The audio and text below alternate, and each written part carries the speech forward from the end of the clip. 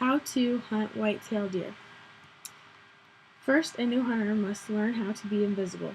There are many ways to be invisible to a white-tailed deer. One thing that a new hunter needs to stay invisible is a tree stand or a ground blind. A tree stand leans up against a tree and has a place to sit and a place for feet. Tree stands sometimes aren't very safe though. A hunter must make sure that the tree stand is very secure to the tree. If the tree stand is not secure, the hunter will climb up in there, sit down, and fall out. Tree stands are best to use on days that aren't windy. A ground blind sits on the ground and is tied to a tree or two. Ground blinds are good for windy days because they keep the scent inside the blind. Ground blinds are also good for rainy days to keep the hunter dry.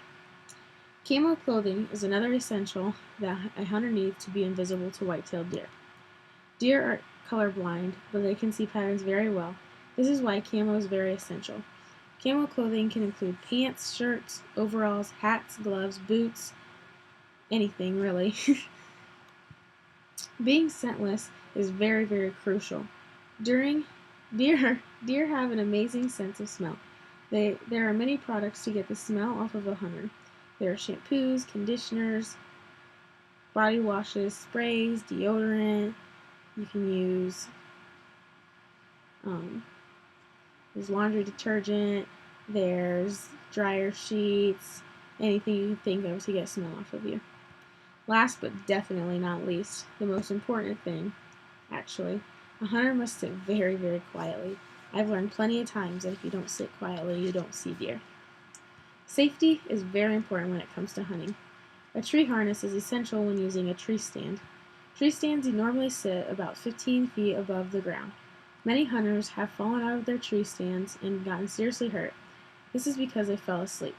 A tree harness protects the hunter from hitting the ground if he or she falls asleep. Usually the hunter will fall head first, which will cause neck injuries, back injuries, and I've even heard of cases that a hunter has been paralyzed for the rest of their life. When a hunter wears safety orange, though, during gun season, he or she is protecting him or herself from other hunters. Gun season is more dangerous than bow season because guns have better range than a bow. This allows hunters to concentrate less on their target before they shoot. Since hunters try to blend in with the woods, they sometimes have to wear brown, which is the same color as deer. When a hunter moves through the woods, if he or she is not wearing bright orange, another hunter might think he is a deer.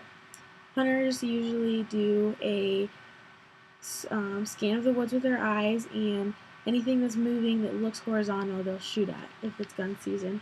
Bow season you have to normally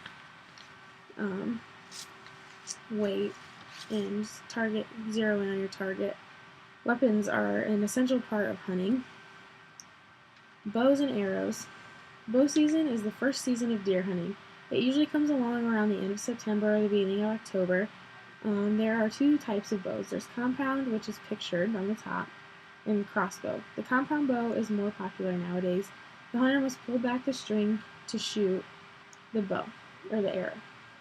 Compound bows use sights to zero in on the target for an accurate shot. Crossbows are becoming more and more popular. A crossbow is a mix between a gun and a compound bow.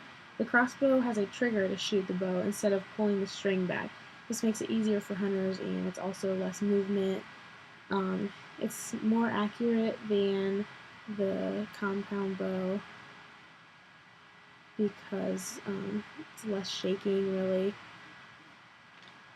Guns. Gun season starts closer to Thanksgiving and lasts a week in Ohio.